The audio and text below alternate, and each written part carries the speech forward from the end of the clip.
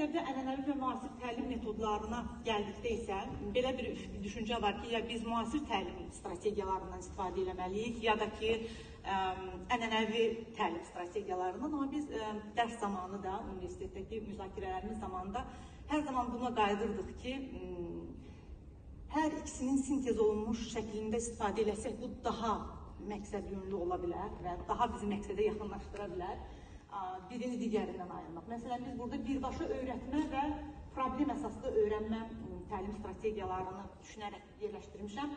Birbaşa öyrətmə ola bilər ki, ənənəvi təhsillə dayansın. Amma problem əsaslı öyrənmə, məsələn, indi sistem siniflərinin əsasında duran bir konsepsiyada özünüz bilirsiniz. Bunların hamısından sintez olunmuş şəkildə istifadə etmək daha yaxşı olardı. Və mən bir təlim metodunun da üstündə dayanmaq istəyirəm, sinif müzakirəsi xüsusilə.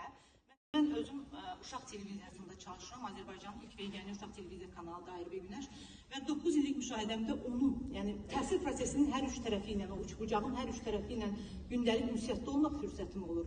Müəllim, ailə, valideynlər və uşaq və mən görürəm ki, bizim uşaqlarımız özlərini ifadə etməkdə çətinlik çəkirlər.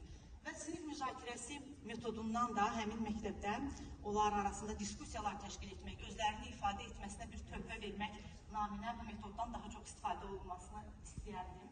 Və mən istərdim ki, biz bu hissəni unutmayaq və konferansa hansı sima ilə qatılmağımızdan fərqli olmayaraq, istər tədqiqatçı, istər təhsil işçisi, istər valideyn, bu barədə buradan gedib gündəlik işlərimizə qayıdarkən də düşünək.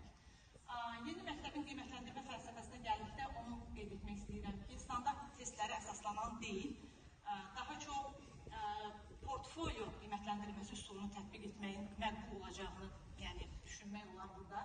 Çünki bu üsul şagirdi məktəbdə daxil olduqdan məzun olana qədər izləyir və onun nəinki akademik nailiyyətlərini, həm də sosial, emosional bacarıqlarını da izləyir. Yəni biz bir şagirdi hər tərəfli izləyirik və onu hər tərəfli vətəndaş kimi yetişdiririk. Xüsusi onu vurgulamaq istədim. Və yeni məktəbin missiyasını mən sizin üçün oxumaq istəyirəm. O baxımdan ki, bayaq burada səslənən bütün fikirləri toplasaq və ümumiləşdirsək, onu olduğu kimi sizin üçün səsləndirmək istəyirəm.